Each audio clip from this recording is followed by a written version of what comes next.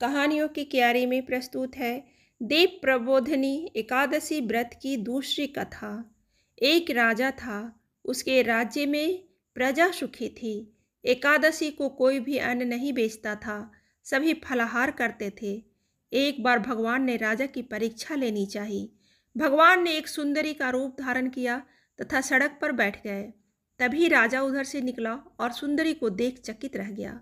उसने पूछा, हे सुंदरी, तुम कौन हो और इस तरह यहाँ क्यों बैठी हो?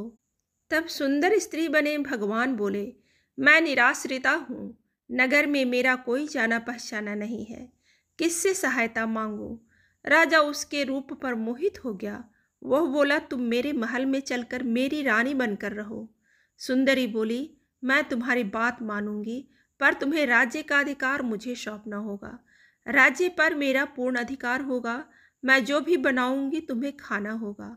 राजा उसके रूप पर मोहित था, अतः उसने उसकी सभी शर्तें स्वीकार कर ली। अगले दिन एकादशी थी। रानी ने हुक्म दिया कि बाजारों में अन्य दिनों की तरह अन्न बेचा जाए। उसने घर में मांस मछली आदि पकवाए तथा परोस कर राजा से खाने के लिए कहा। यह देखकर राजा बोला, रानी, आज एकादशी है, मैं तो केवल फलाहार ही करूँगा।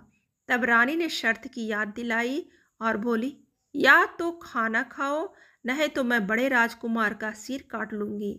राजा ने अपनी स्थिति बड़ी रानी से कही तो बड़ी रानी बोली, महाराज धर्म न छोड़े, बड़े राजकुमार का सिर दे दें, पुत्र तो मिल जाएगा पर धर्म नहीं मिलेगा। इसी दौरान बड़ा राजकुमार खेलकर आ गया। माँ की आंखों में आंसू देखकर वह रोने का कारण पूछने लगा, तो माँ ने उसे सारी वस्तु स्थिति बता दी। तब वह बोला, मैं सिर देने के लिए तैयार हूँ, पिताजी के धर्म की रक्षा होगी, जरूर होगी। राजा दुखी मन से राजकुमार का सिर देने को तैयार हुआ तो रानी के रूप में भगवान विष्णु ने प्रकट होकर असली बात बताई। राजन, तुम इस कठिन परीक्षा में पास हुए।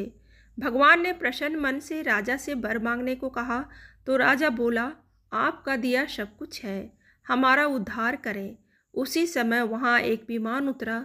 राजा ने अपना राज्य पुत्र को सौंप दिया और विमान में बैठकर परम धाम को चला गया।